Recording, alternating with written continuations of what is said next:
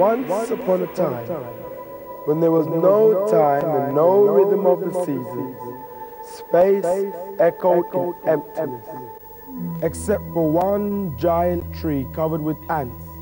And these ants were so hungry, they ate up all the leaves on the tree until there was nothing left to eat, except their own dung, which they ate and recycled and ate and recycled and ate and recycled until eventually out of that great big pile of dung, our earth was made.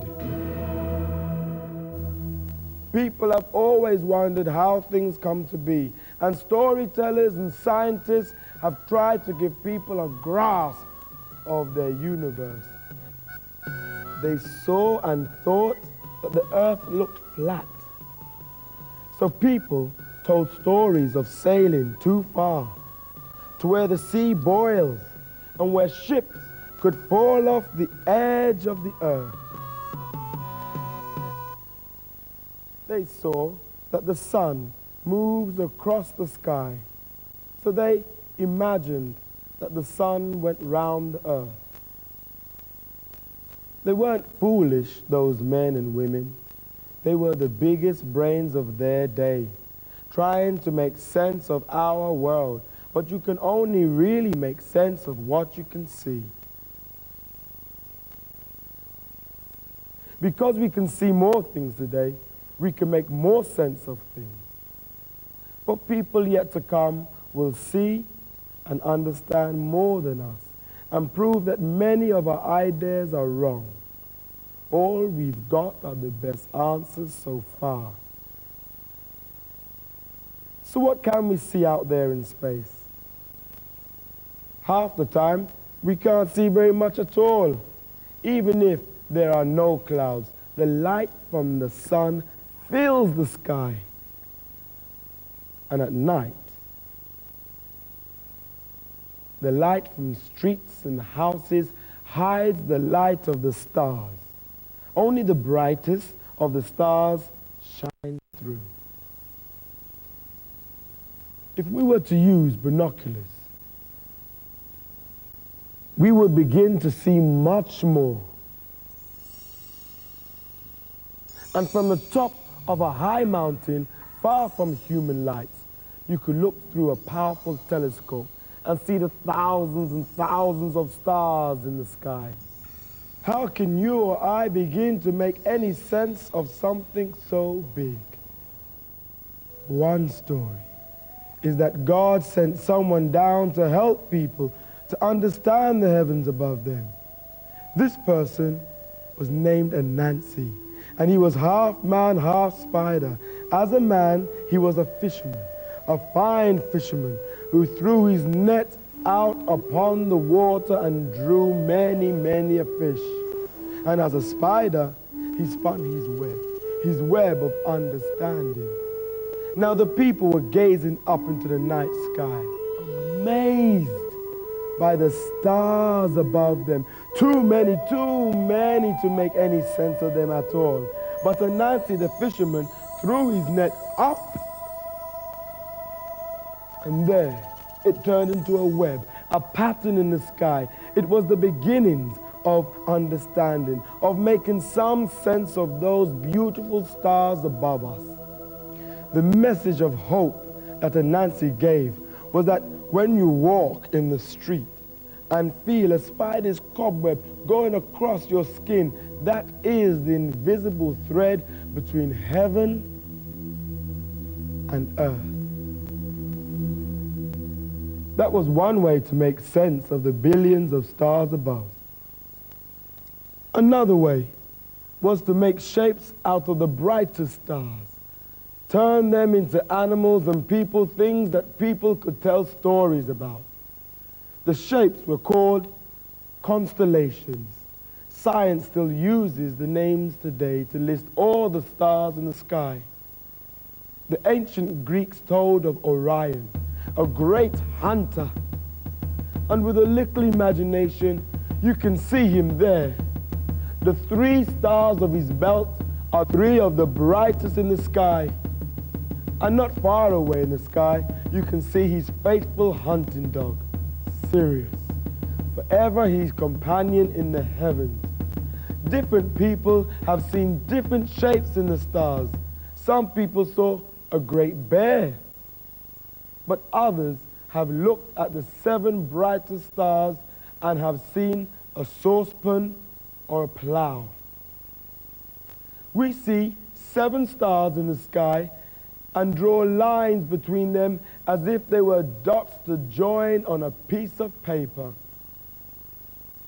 But space is deep as well as tall and wide.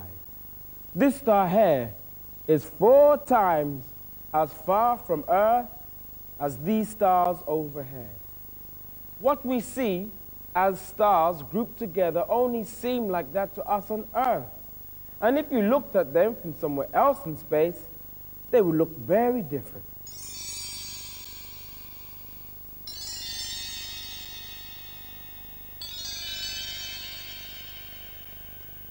But we can journey in time as well as in space.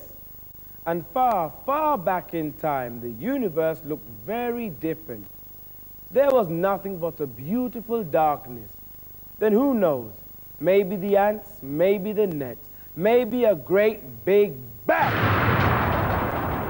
That is the story scientists believe today, that everything began in one big bang. The gases and dust from the explosion came together over millions of years, heaped together to make the stars. The stars grouped together to form billions of galaxies. Our galaxy is a great spiral of stars, of which our sun is just one among billions. Within that spiral, we look across our galaxy, the Milky Way. Like all stars, the sun was formed out of gases and dust, as were the planets that go around it. The solar system, 9 planets orbiting the sun. The sun is over 1 million times the size of the earth and 100,000 times hotter than boiling water. Heat and light pour out in every direction. Never look directly at the sun through binoculars or a telescope. Some people have, and they were blinded, so be careful. Let us journey away from the sun towards its nearest planet. Mercury is much nearer to the sun than the earth is, so the sun looks much bigger from here. The heat is amazing, hot enough to fry you up. On to Venus, a mysterious planet surrounded by clouds of acid gas which trap the heat of the sun. Beneath is a surface of volcanoes.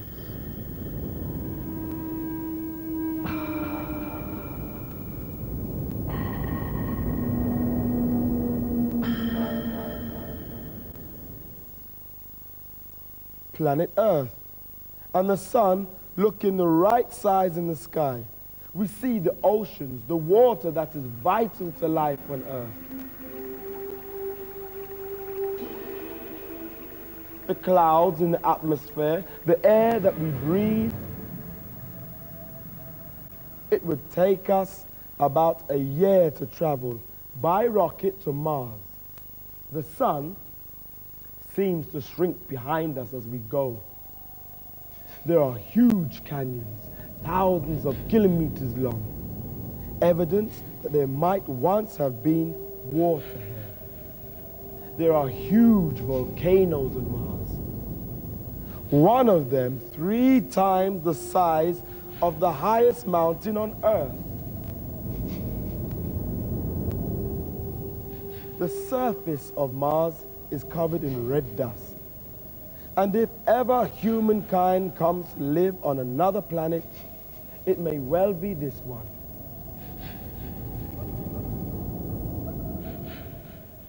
to reach Jupiter is a long, long journey, 8 times further from Earth than Mars was. The sun really seems to shrink now. Jupiter is the biggest planet, and it is made of gas. This huge red spot is a violent storm, many times wider than the Earth. Saturn, beautiful planet, made mostly of gas, surrounded by rings of ice, so thin you can see the stars shining through them. The whole planet would float in water if you could find a bucket big enough.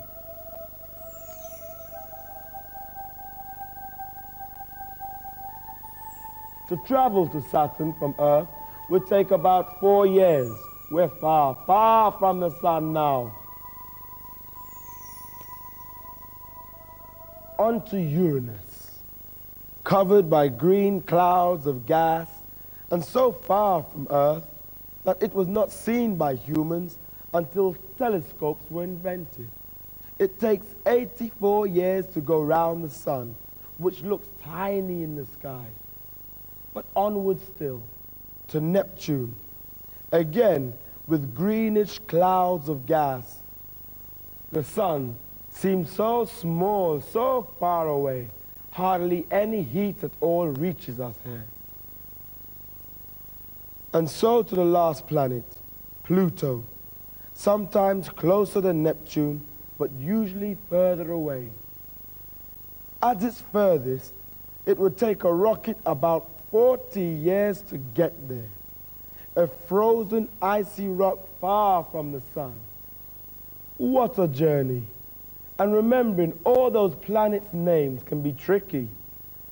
But my very easy method just speeds up naming planets. Yes, my very easy method just speeds up naming planets. My very easy method just speeds up naming planets. My very easy method just speeds up naming planets. And out of all those planets, only planet Earth is the right distance from the sun for us. Not too hot and not too cold. To make sense of our planet, we've got to think about the Earth in space, and especially the sun. Because if things out there in space weren't as they are, you and I would never have existed. It's the only home we've got. So we as human beings had better make sense of our Earth.